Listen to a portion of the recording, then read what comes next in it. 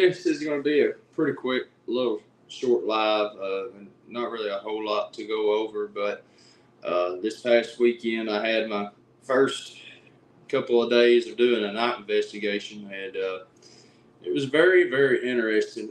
Rick, he came with me. He's from Virginia, about I think he's about 6 hours away, something like that, and Rick came down.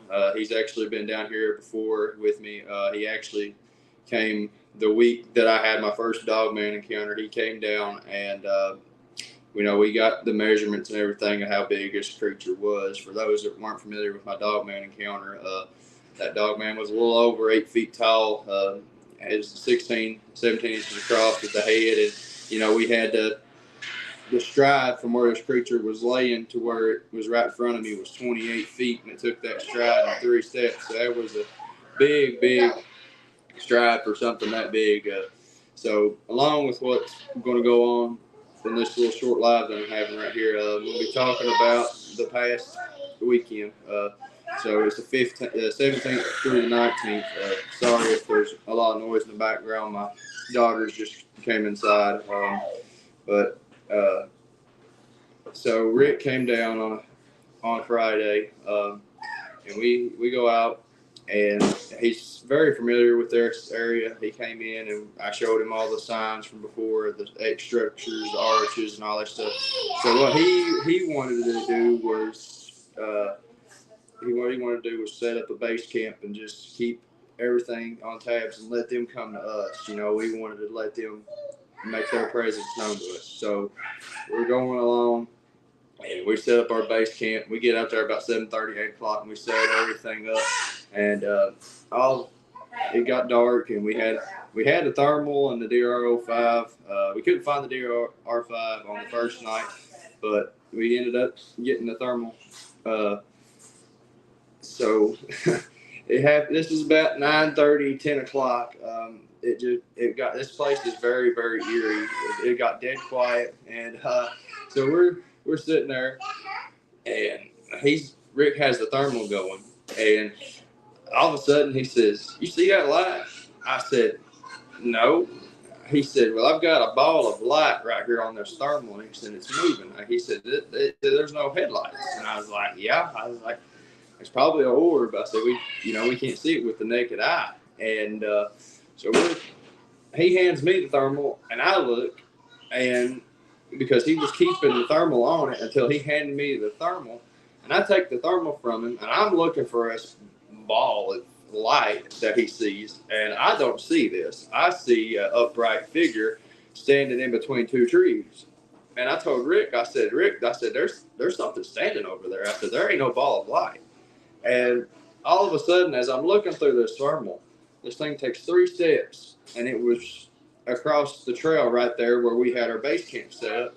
And not even 5 minutes after this thing crossed the trail, there is these vocalizations that happened within 100 yards of us, and it was very, very ominous sounds. They were almost like a guttural chimpanzee scream, or I don't know the best way really to describe that. And then almost instantly after those vocalizations happened, there was a large sounding owl whoop that came from the top of the ridge.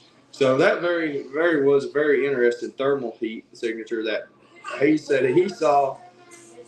This heat signature, there was a ball of heat moving from right to left, and then he hands me the thermal, and I see a heat signature standing in between these trees, and then it takes 3 steps across the road. And the funny thing was that where those sounds came from is where this creature was going. So that was a very, very ominous thing, and he just got this thermal, and he didn't know how to record on it, and I was like, man, we got to figure out how to get this thing going. So after that happened, we got the thermal set up to record and all this stuff, and a little bit after, it's probably about 11:30, 12 o'clock, I was scanning behind us because we hadn't really been looking that way, and I'm scanning this thermal, and I have a heat signature that's peeping in and out of the trees looking at us, and that's Rick's still looking through all this footage and all this stuff, and he's supposed to be getting it to me, so I'm really, really hoping that it pops up. So the next night, which was a Saturday, we get out there about 12 o'clock, and we're just sitting there. We're letting him come to us. I mean, it was a waiting game. We were just out there enjoying the day and wait for them to come to us. So all of a sudden, it was probably about 8:30, I think, when it started to get a little bit darker, and the woods died down and got real quiet. So we were sitting there, and I was waiting for it to get a little bit darker before I started getting that thermal going.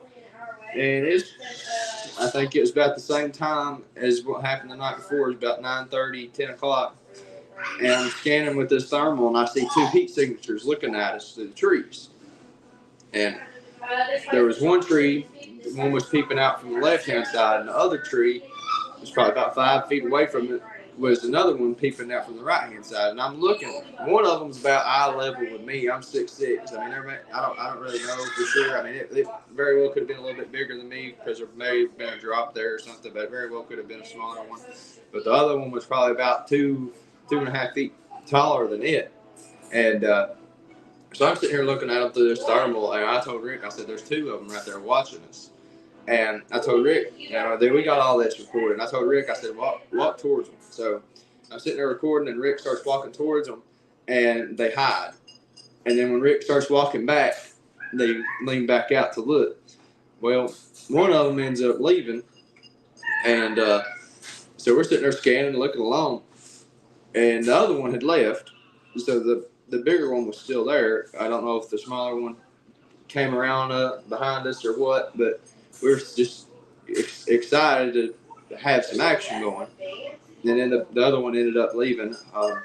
But this, about 11:30, we were sitting there under the base camp because it was starting to sprinkle a little bit, and we had this DR05 recorder going, and I'm sitting here, and Rick his eyes get big, and he's listening on this recorder, and I said, well, what are you hearing?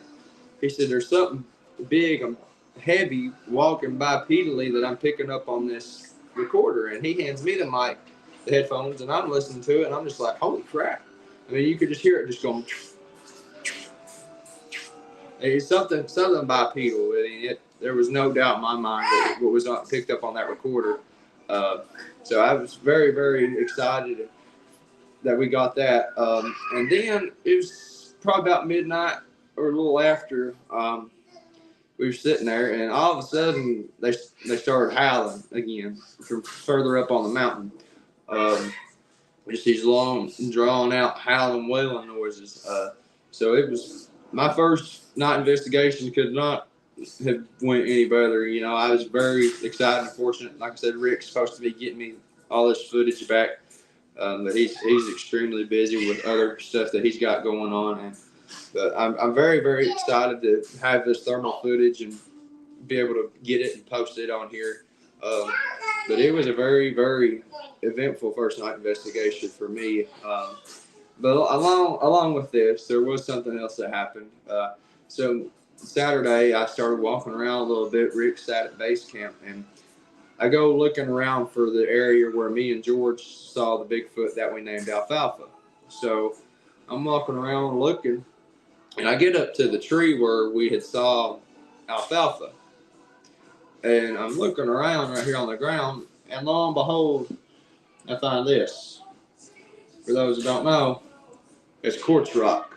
And it was laying perfectly right there on top of the moss, right there where we had seen the Bigfoot that me and George named Alfalfa. Now, for those who don't know, these quartz rocks, they're like a battery. They can store energy and all this other crazy stuff. That's more towards where I lean. I think if you get a bunch of these quartz rocks in the area, it's the electromagnetic fields and all this other stuff. It's all intertwined together with the Bigfoot, the dog man, all this other supernatural phenomenon that's going on. So you take a bunch of this, it's pretty much going to be like a giant battery.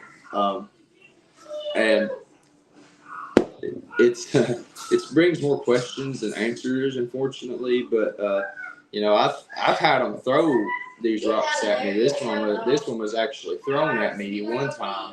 So it was very.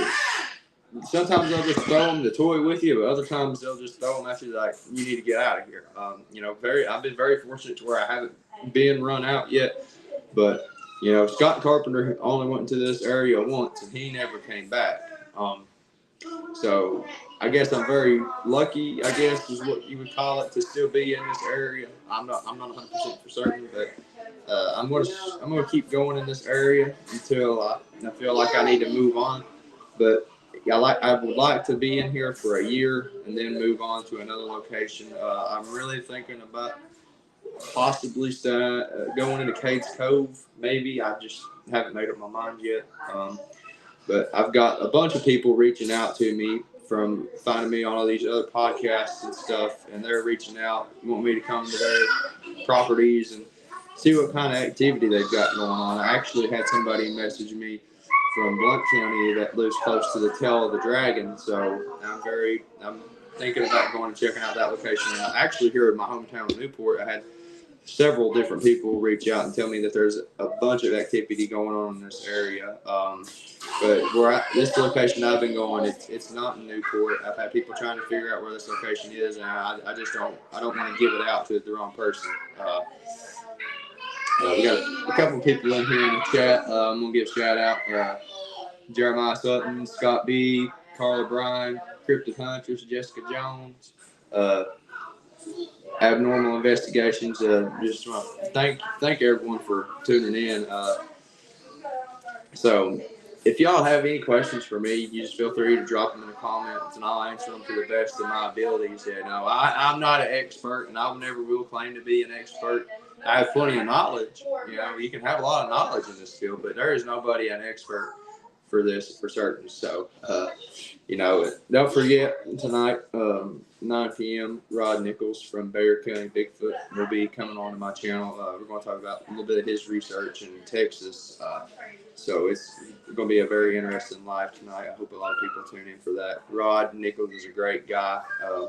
So I'm really looking forward to that.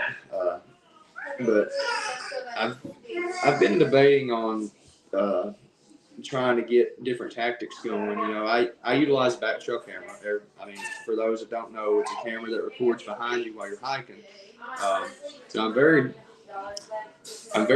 particular on how I do that. So I do things a little bit differently than Scott Carpenter did. Scott only had one camera going, and I keep two going. So I have one in my backpack facing behind me, and I have one on my shoulder. So yeah, I do it similarly to like Scott Carpenter did, and then I do it differently from others. Got Keith from Michigan. Thank you for tuning in, Keith. So I'm closing in on 400 subscribers. My channel is growing slowly but surely. My Facebook groups are growing more and more, and I can't thank everybody enough for making this possible. Also, September 14th, I will be hosting a conference right here in my town of Newport, Tennessee. September 14th, 2024. So it's going to be a car show and a Bigfoot conference. It's going to be big, going to be a great time. It's going to be a family-friendly event. We're going to set up bounce houses and all this other stuff. So it should be a great turnout, I feel like, and I'm hoping to make it an annual thing. So, like I said, if y'all have any questions for me, ask them down in the comments. Please don't forget, if you feel like it, please like, comment, share with your friends. Don't forget, most importantly, if you're a new viewer, subscribe. I can't do this without anybody's support. Sorry, we got kids in here playing. My sister-in-law's over, so they're just hanging out. They came inside for a few minutes. So I want to encourage anybody, if you're new here and you're new to watching this and you've never seen a Bigfoot or a dog man or anything like that, I want to encourage you to keep an open mind, because that was me. I used to be a skeptic, non-believer in these things until I saw my first Bigfoot on September 23rd, 2020. I got a photograph of this creature. I got video and photos and tracks, and I also captured 3 different audio recordings of some crazy vocalizations, and the spectral analysis for those showed that these things range from 250 hertz all the way to 2,000 hertz. That's just as not human. So I mean, another one of my things with this is, my main goal out of this is to raise awareness. When I had my first encounter, it traumatized me. I didn't want to deer hunt or anything like that. I just stopped everything I loved. And this past Thanksgiving was the first time I went deer hunting since the fall 2019 season. And I loved it. And I got back into it, and I overcame what I thought was a fear of these creatures. And here I am, 6 months after starting my research, December 7th, and I've been on a wild journey through the Great Smoky Mountains National Park, and I'm very fortunate to be able to research in Scott Carpenter's areas. Not very many people can say that they do that, but I'm doing it. Yeah, abnormal investigations. That's exactly right. When you have an encounter with something that you've never thought to exist, it shatters your worldview, and it definitely shattered mine. And I never imagined that I would be here. I never imagined I would be this far into researching these things. But lo and behold, here I am. So I'm very, very fortunate to be able to do what I do. I love it, and I'm very thankful to have a supportive wife that helps me do this. All this stuff is connected. All the paranormal, all the cryptids, all this stuff is all intertwined. It's all connected. Some people claim to have that paranormal side happen in their homes after they have a Bigfoot encounter. Or look what happened to Scott Carpenter. He started researching these things, and he would have the paranormal aspect start coming into his house. Stuff falling, all these noises, and all this other stuff. And I will say that that's happened to me. But I rebuked that nonsense and got it out of here, quite frankly. That's just not good. I don't do ghosts or nothing like that.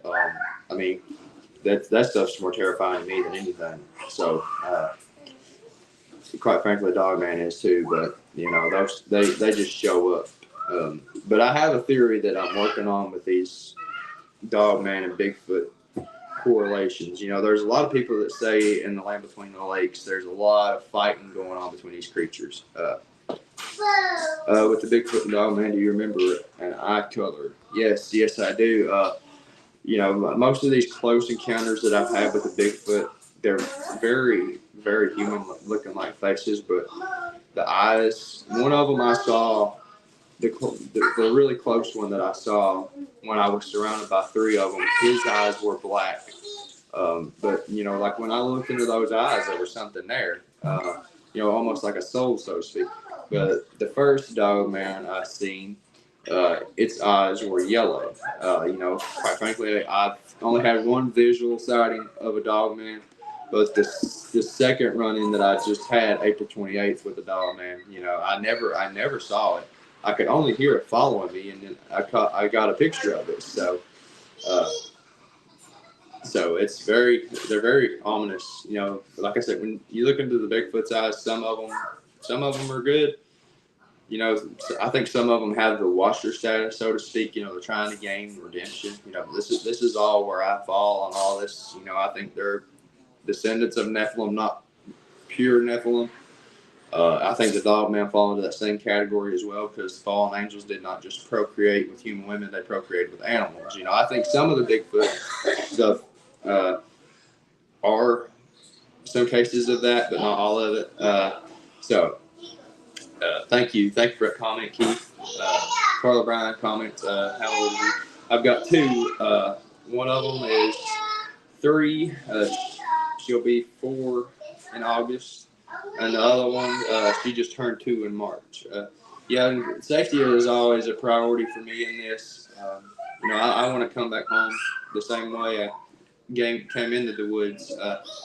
And there's power in prayer. So I stay prayed up. I always pray before I go out into the woods, because if anybody's going to watch over me, it's going to be the man upstairs. So thank you for that.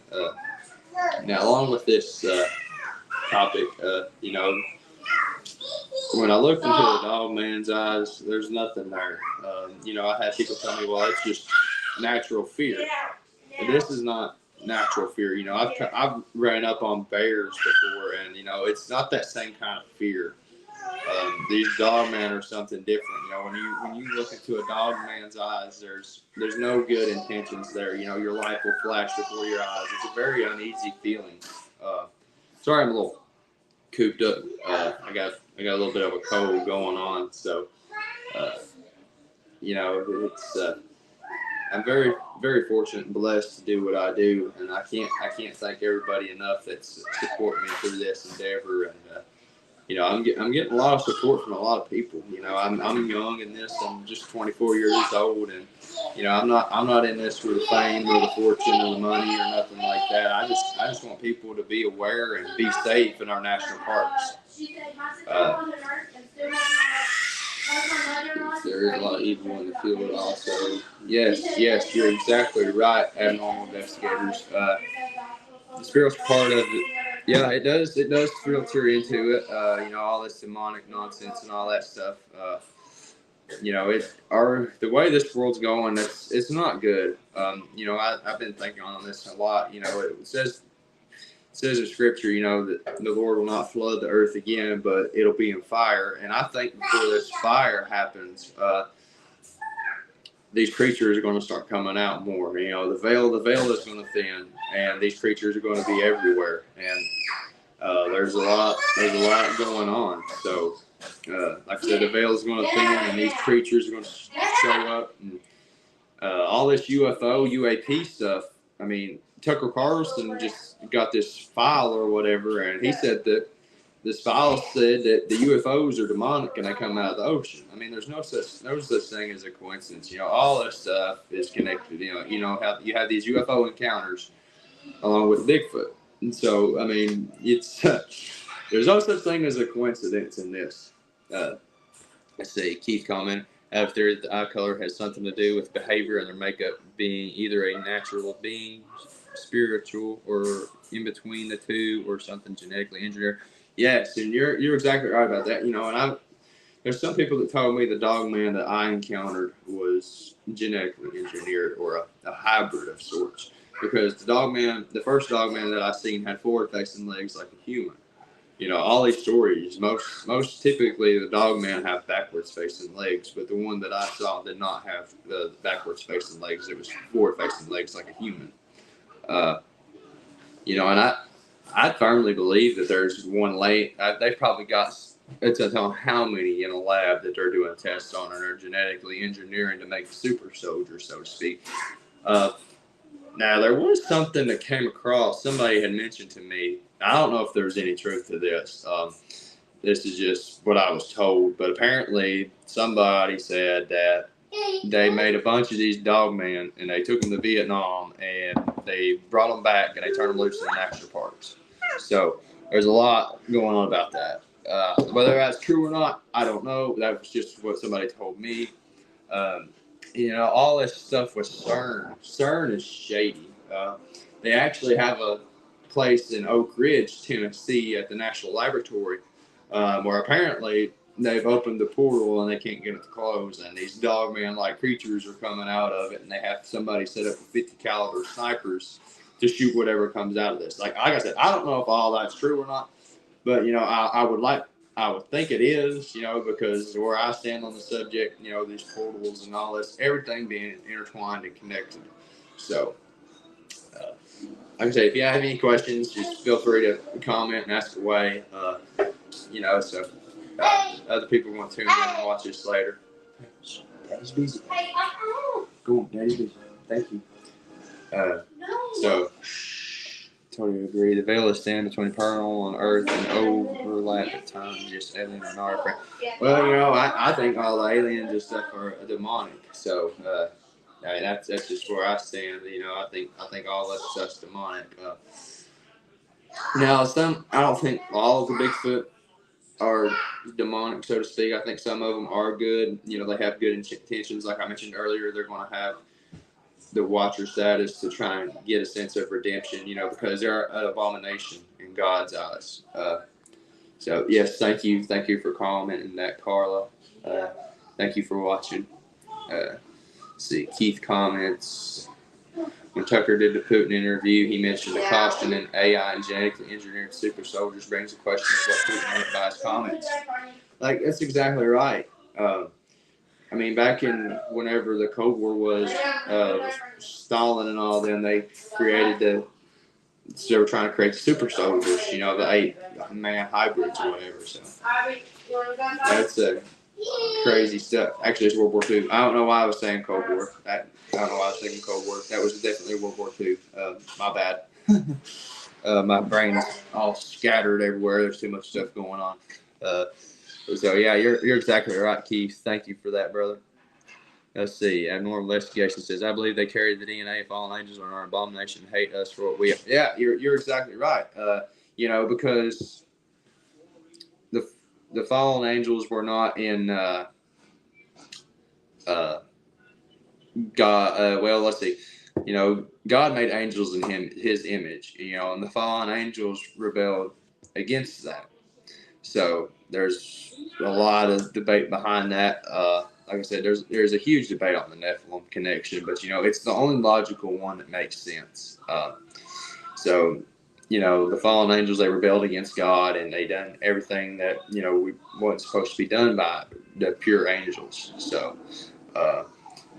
they procreated with human women or animals or whatever it may have been, and creating the Nephilim and whatever else creatures are out there. I think most of these man-like cryptids out there are, remnants from the Nephilim. Now, they're not pure Nephilim.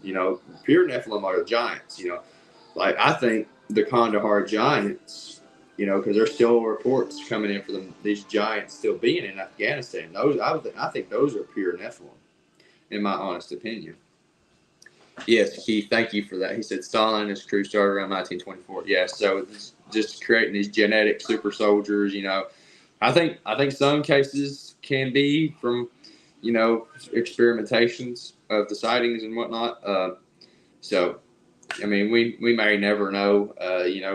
They very well could have failed at that, but I mean, with all this stuff that's going on, I mean, you look at Colossal Biosciences. I keep up with this company. They're the company that's bringing back the woolly mammoth and the thylacine and the dodo and all this other stuff. But when you start playing God, they made Jurassic Park for a reason. So it's all going to go south. Like when you start playing God, there's a lot about to go wrong.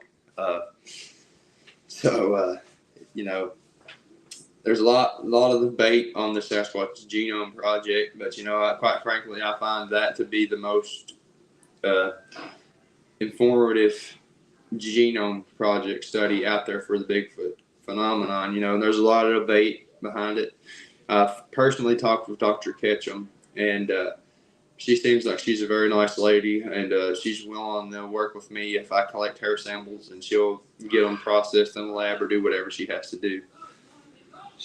Let's see, Keith commented, wish you could have seen the dogman that I've seen, especially the blue-eyed ones. Their behavior is more humane and very intelligent. The black-eyed ones, however, is another story. Well, that's the same, like I was thinking with the Bigfoot, for example. Some of the Bigfoot have good intentions. I think they have the watcher status, so to speak. They're trying to gain their redemption. I mean, that very well could be the case with some of the dogman. But from most of what I've looked into, there's not very many good experiences with the dogman. So, thank you for that comment, Keith. I had a pretty good little turnout on this little short live. Tonight, 9 p.m., Rod Nichols, like I said, from Bexar County Bigfoot, will be joining me. We're going to talk about some of his research in Texas. He's a very great guy. We have the same viewpoints on things, and it's going to be a great discussion tonight. So don't forget, 9 p.m. Eastern, right here. You can find us, and thank you all for watching.